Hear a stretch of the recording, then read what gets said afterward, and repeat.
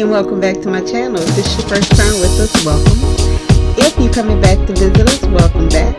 And if you just strolled past, saw the title and decided to click on it, welcome, and make sure you stay like, comment, and subscribe.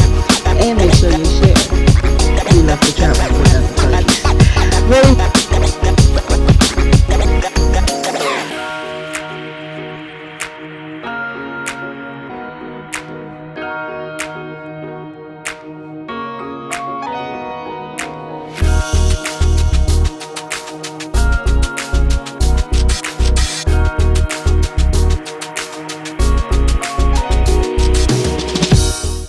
Hi and welcome back to my channel. If this is your first time with us, welcome. If you're coming back to visit us, welcome back. And if you just strolled past, saw the title and decided to click on it, welcome, and make sure you stay like, comment, and subscribe. And make sure you share. We love to travel with other buddies. But anyway, that was a little corny, you guys, but I'm going to keep it in there because I'm going to like it, okay? But just like the title said, one of the rudest flight attendant. She was a gate agent. She wasn't a flight attendant. She was a gate agent. So I'm gonna take that back. But she was rude. This is probably all the years of flying I have done. I have never encountered anyone this rude. If you have, make sure you comment that information down below, because I've been looking on Storytimes. I've been checking with TikTok, just so I could find somebody just as rude as this lady. And I promise you, people been talking about rude gate agents, rude flight attendants, but nobody was this rude. Let me explain what happened. Okay, it was a early morning flight. If you're new here, I love the early morning flights. Now, let me stop telling people, because people gonna start booking early morning flights. But I like the early morning flights, regardless if I get there late in the evening. I fly all day. I just like the early morning flight because I feel like I'm already on vacation once I hop on that plane. Now, some people like to do their running during the day, and they like to get an evening flight and get that, and they probably get there around the same time I do. But I just like to feel like my vacation has started that early in the morning. Okay. So that's when I like to fly. So it was an early morning flight. And if I'm not mistaken, this flight was taking off at 5:45 a.m. And it was an international flight. So if you know, you have to be at the airport 2 hours early for international flights. Nowadays, you got to be there 3 hours early, because if you look on your ticket, the time that's on there is the time they're taking off. So they start boarding usually 30 to 45 minutes before then. So you need to be there early. So, and for people that have been missing their flights lately, it's because you're going off of the time that your flight's supposed to take off. But that's the time they're going up the runway. Okay? So, anywho, it was extremely early. I stay up the whole night before. I stay up for the flight.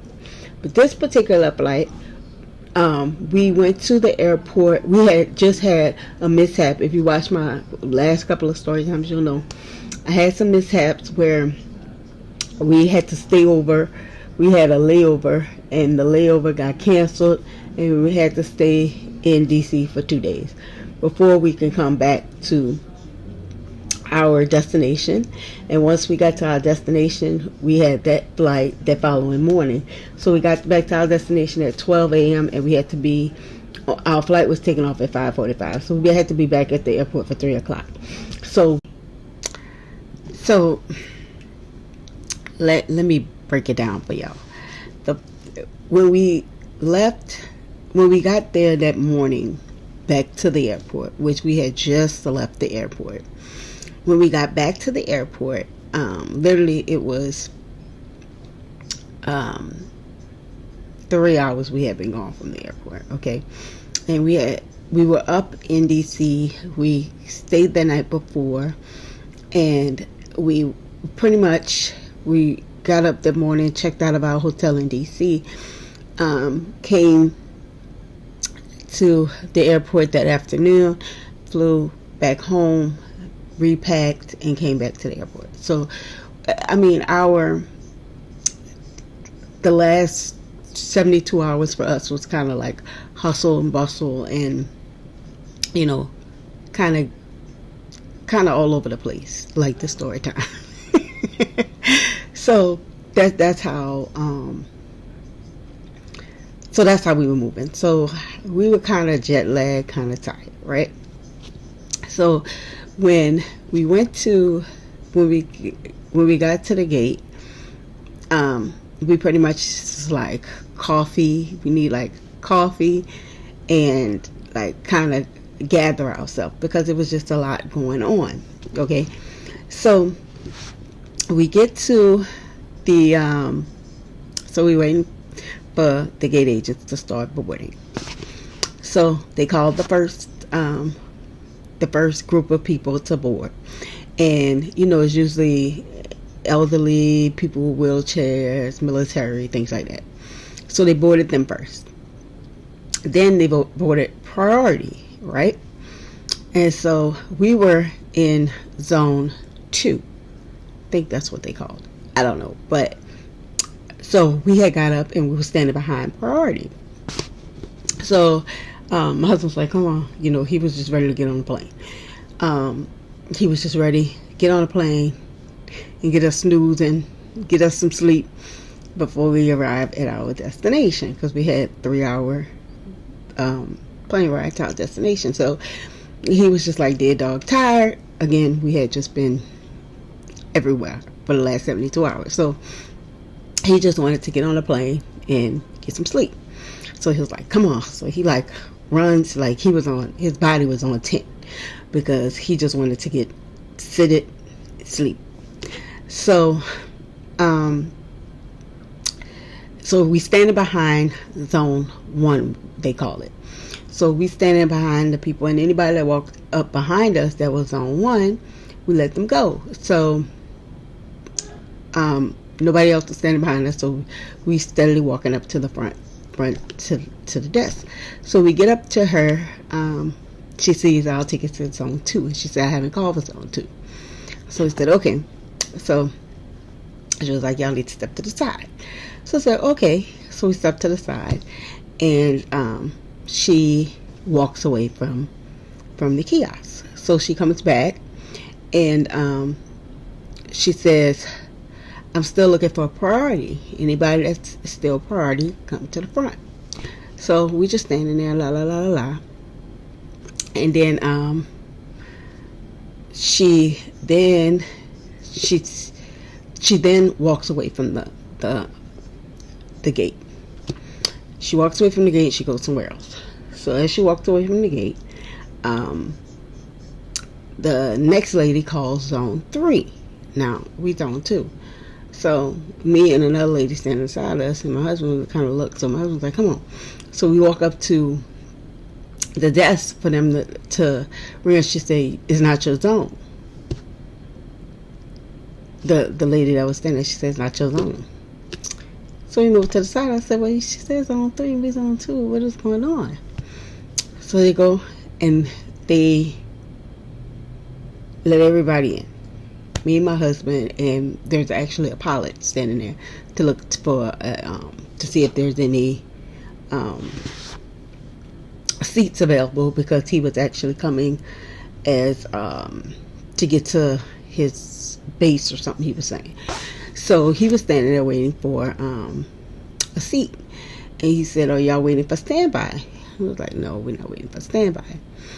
So she comes back, and they said last call for boarding. And we on zone 2. She said, oh, I've been called for zone 2. Oh, y'all people don't pay attention. People need to pay attention. What? People need to pay attention, and when they say on your boarding pass what it is. So at this point, my husband going from 0 to 100, and I'm like, calm down. So I'm telling him, I was like, maybe she did call and we just tired, I'm trying to, so I'm just, I'm giving her the boarding pass. So we walking in. My husband's like, y'all rude. I'm like, honey, calm down, because we not gonna get on this flight, okay? Calm down. It could be our fault. We could be jet lagged and sleepy, okay? So we go, and we go to get in our seats or whatever, and the gate agent calls us back. So I'm like, oh God. So we get up. No, they come to check our ticket, and she tells me we're in the wrong seat, and I'm like, how are we in the wrong seats when I pay for my seat? Now, if y'all new to this channel, y'all will know. There's two things I'll pay for. I don't care about nothing else. I want good seats on a plane, and I'm gonna pay for how many bags I want. I don't care about nothing else. I don't care what. Well, no, there's three, and they got to be a morning flight. Three things that I must have on my flight. That's good seats, my bags, and morning flight. Going, not coming back. I don't care. But those three things must have. So she was like, y'all in the wrong seats, blah blah blah. And I'm like, wrong seats? I pay for my seats, honey girl. So I pulled it up on on my phone to show the lady where I paid for my seats, because of course the gate agent did come in. She told the flight attendant. So she was like, wait a minute, they must have you wrong, because the gate agent just called us. Hold on a second. So now we just standing up. The flight is full. Everybody looking at us like we crazy. So we standing there. So finally they come back and they were like, everything is all good. I'm like, what? She was like, I'm sorry, she misread your tickets. They were trying to get one of my seats to the pilot that was waiting.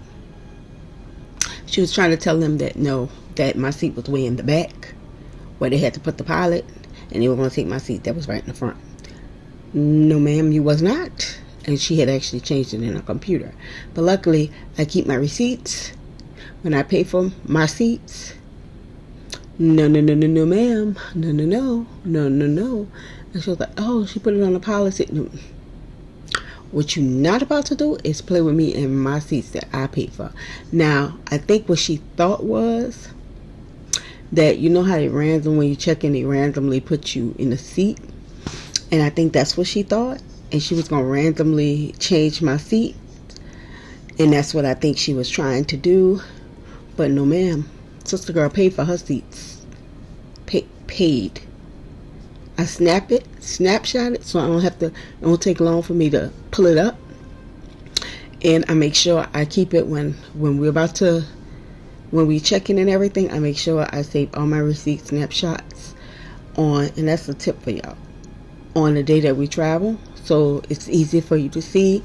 In the wallet, I actually have, on my iPhone, I actually have the boarding pass, even if we have a printed boarding pass. And I have those things actually printed up. On my